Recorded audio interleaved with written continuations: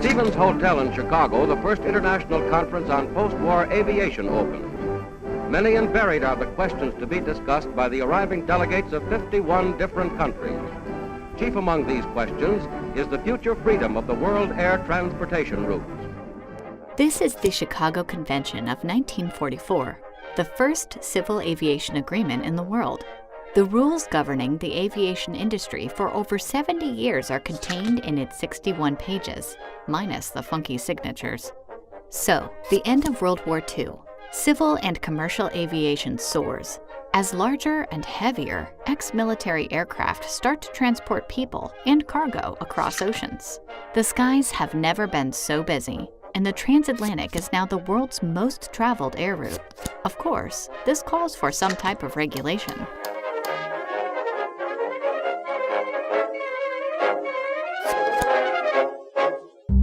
So, the Chicago Convention decides to establish the main industry regulator, the International Civil Aviation Organization, or ICAO. It will become a United Nations agency that will control how the agreements are carried out by the countries. Over the course of the following years, the ICAO has decided basically every rule and standard applied to civil aviation. Now, a lot is happening in the air at this time, and while the ICAO is drafting its first edition of standards and recommended practices for governments, airlines in these countries are already running scheduled flights that are not really supervised by anyone.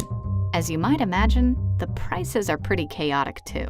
So, to regulate airlines and tackle all commercial aviation problems, IATA is created.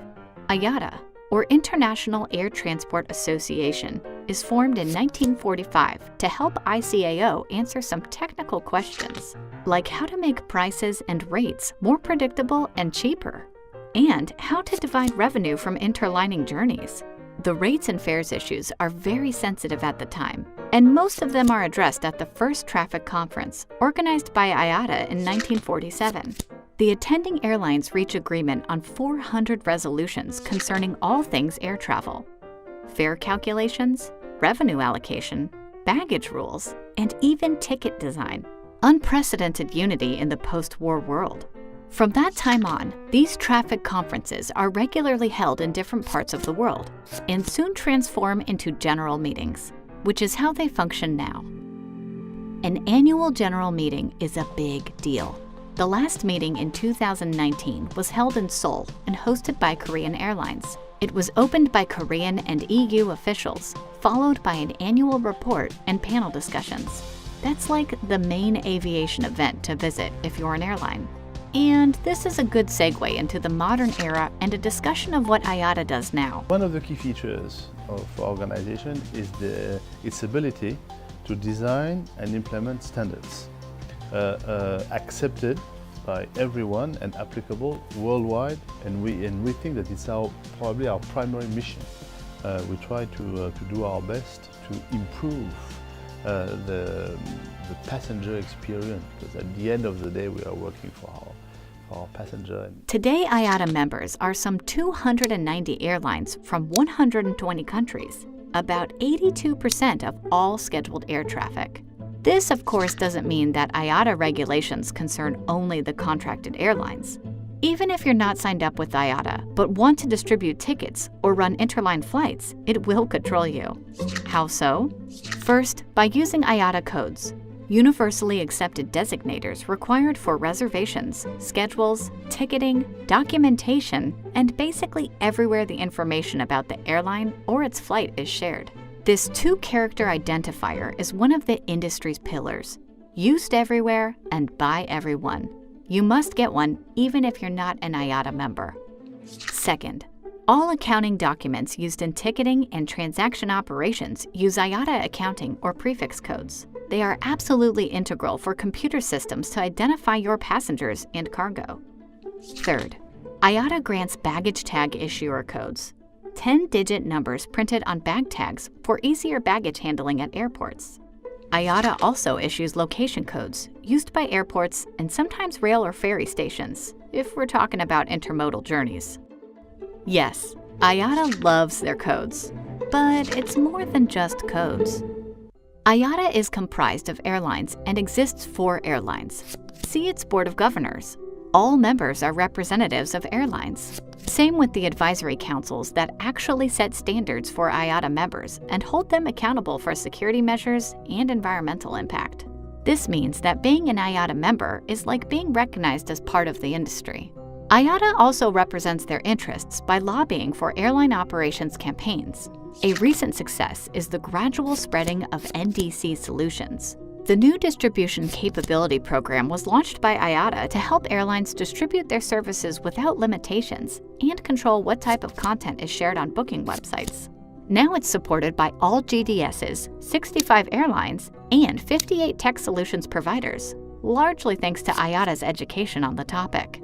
And it's not only training travel professionals, but also serving as a one-stop shop for airlines with its software solutions and consulting services. They've earned the right to say, nobody understands aviation better than IATA. IATA also controls the commercial side of aviation. It decides who can distribute what. For that, it needs to oversee travel agencies as well, using, you guessed it, codes. Walk-in travel agencies started distributing flights back in the 1920s, acting as a clearinghouse, the third party between traveler and airline, responsible for a smooth transaction. When IATA appeared, it decided to take these relationships under control and introduced the accreditation. A travel agent accreditation exists to protect the airlines and regulate the flow of revenue. This means that to get access to airline inventories, agents must be checked by IATA. Then airlines won't have to run a background check when connecting to a new distributor. If they have an IATA ID, they're good to partner with. IATA also processes all sales reports between agents and airlines via its billing and settlement software. You can run an agency without an accreditation using someone else's ID. Airline consolidators or bigger agencies allow independent agents and smaller OTAs to use their IATA ID on contracted conditions without paying an application fee and going through the whole approval process. Those were some of the basics of why the industry needs IATA and how it made itself so needed. That doesn't mean that its initiatives are always celebrated by the industry. In 2015, IATA released new size guidelines for carry-on bags called Cabin OK. It proposed that all airlines use the same standard for cabin luggage. Not a bad idea by itself, right? It was, until the new size was revealed. It was significantly smaller than most airlines allowed. Passengers would have had to buy new suitcases, a huge blow to customer experience. Basically, they're asking you to bring a briefcase with your clothes in it. Pretty small. I mean, they're not big now. Bad idea. Boo.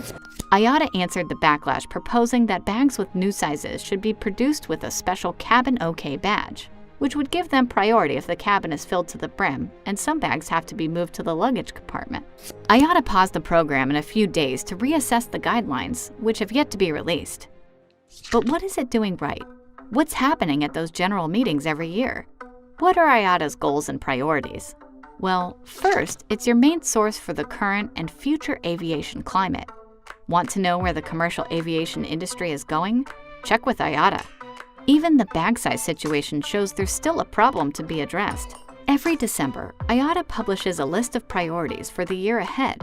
In 2019, its focus has been on a few big points: growing NDC adoption, bringing RFID technologies to 14 airports, attracting more low-cost carriers as members, cutting airport costs, and building a wider air travel infrastructure in all regions of the world. Knowing its service record, IATA is likely to achieve these goals.